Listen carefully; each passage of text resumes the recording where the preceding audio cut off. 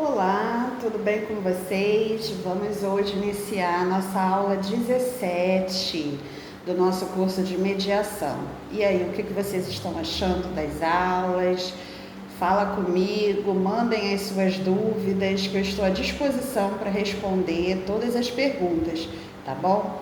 Hoje nós vamos falar sobre um transtorno neurológico muito conhecido, que é a deficiência intelectual. E vocês podem vir, futuras mediadoras, atuais professoras, vocês podem ter contato com crianças com deficiência intelectual. E aí, como agir com essas crianças, né? O número de casos de DI tem aumentado bastante, né? Sabendo que é genético, tá? E como todo transtorno neurológico, não tem cura, tá? Diz assim, deficiência intelectual é considerada um distúrbio do desenvolvimento neurológico. Distúrbios de neurodesenvolvimento são condições neurológicas que aparecem precocemente na infância, geralmente antes da idade escolar, e prejudicam o desenvolvimento do funcionamento pessoal, social, acadêmico ou profissional. Normalmente envolvem dificuldades na aquisição, retenção ou aplicação de habilidades ou conjuntos de informações específicas.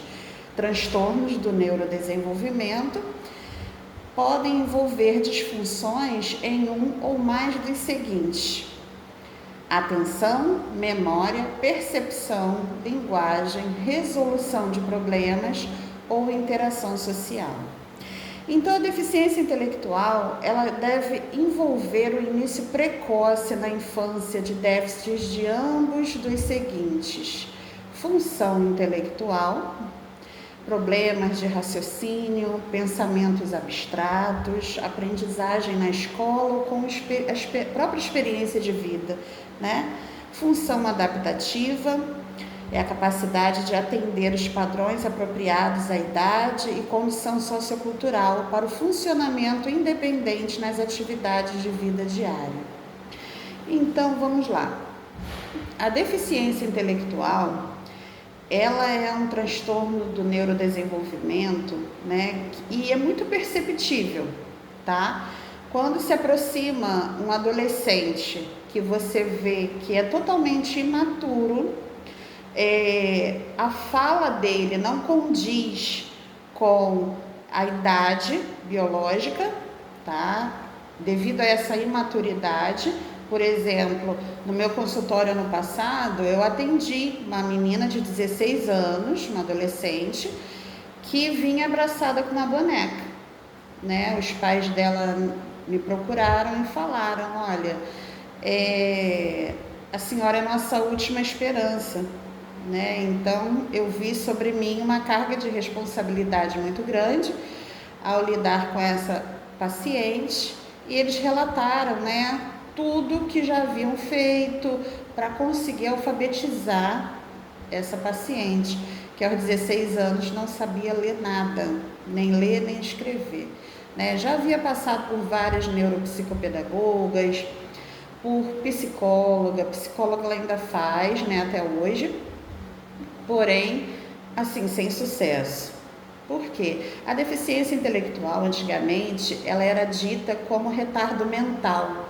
Sabe aquelas pessoas que vulgarmente eram chamadas de retardadas, né?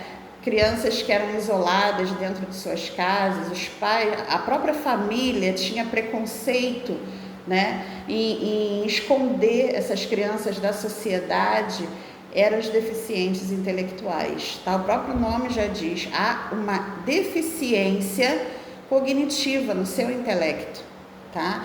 Cerca de 3% da população tem o QI menor que 70, o que corresponde a pelo menos 2 desvios padrão abaixo da média de QI. Na população, geralmente, o QI de 100.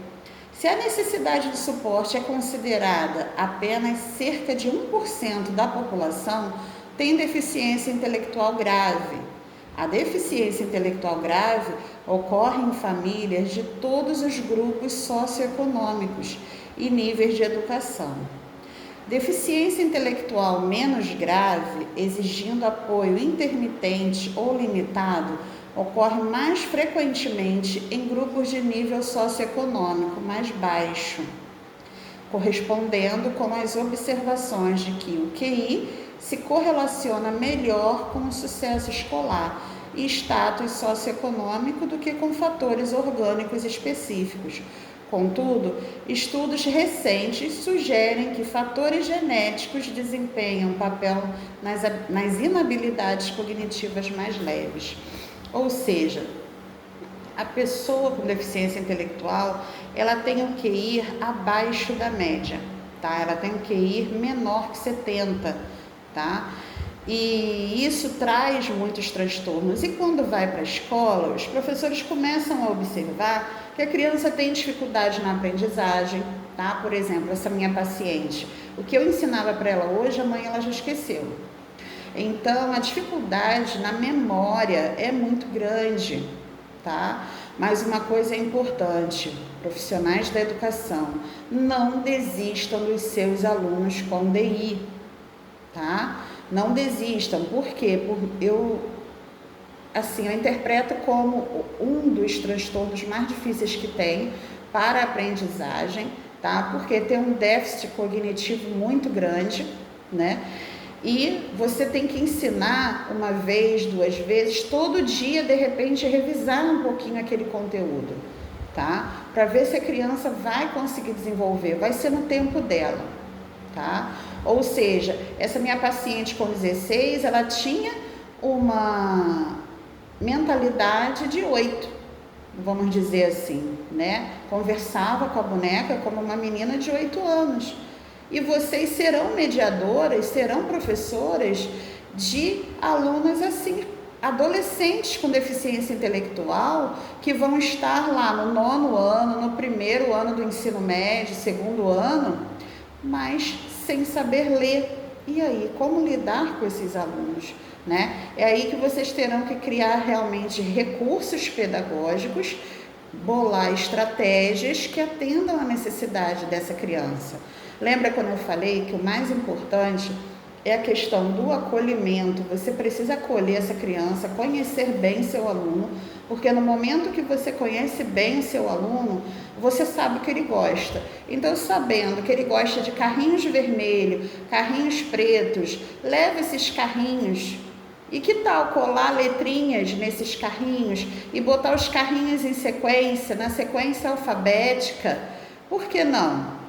Na sequência dos números, a sequência numérica, por que não? Através de carrinhos, através de brincadeiras. Você vai ter que criar, você vai ter que ter esse olhar, tá? Para essa criança e ver a melhor forma desse aluno estar aprendendo. Porque o deficiente intelectual, dificilmente, ele vai se ater a um papel, tá? Uma atividade numa folha, para ele, não quer dizer nada. Tá? Muitas das vezes ele aprende com lúdico mesmo. Então a gente tem que ter essa percepção, tá? Falando um pouquinho sobre a etiologia da deficiência intelectual. A inteligência é determinada por fatores genéticos e ambientais. Crianças nascidas de pais com deficiência intelectual têm risco aumentado para o desenvolvimento de inabilidades. Mas uma clara transmissão genética de deficiência intelectual não é usual. Embora os avanços na genética, como a análise cromossômica por microarranjo e o sequenciamento de todo o genoma das regiões codificadoras, tenham aumentado a probabilidade de identificar a causa da deficiência intelectual, uma causa dessa deficiência em uma pessoa específica, frequentemente, não pode ser identificada. Ou seja, até hoje não descobriram a causa, tá? Só se sabe que é genética, que vem através do genoma, né? É hereditário, passa sim, provavelmente um filho de uma pessoa com deficiência intelectual vai nascer com DI, tá? Isso é fato. Tá? O autismo ele pode vir ou não nessa genética, mas o DI ele sempre vem, tá? Então, como eu falei, algo que não tem cura. Mas como a gente pode ajudar esse aluno, né? Principalmente são alunos que precisam de terapia, tá?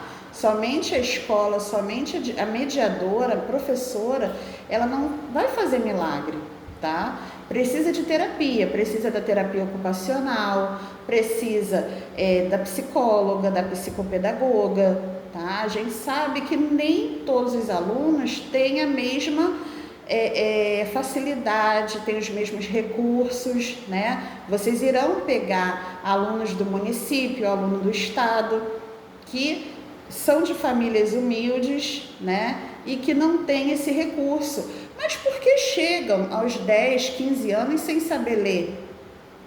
Faltou terapia lá atrás, tá? Desde que era pequenininho. Ou de repente um diagnóstico tardio, só descobriu a deficiência intelectual já com 10, 12 anos.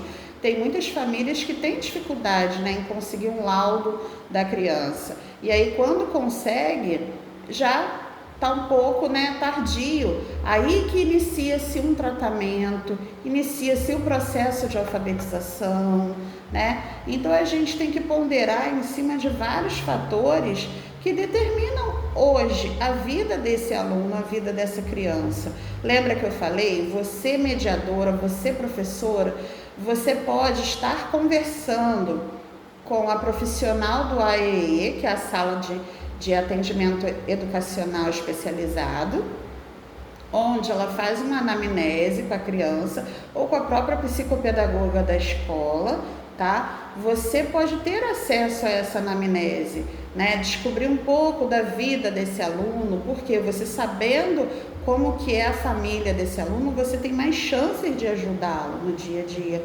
Então isso é fundamental nesse processo, tá? Na próxima aula nós ainda daremos continuidade falando sobre deficiência intelectual. Até mais!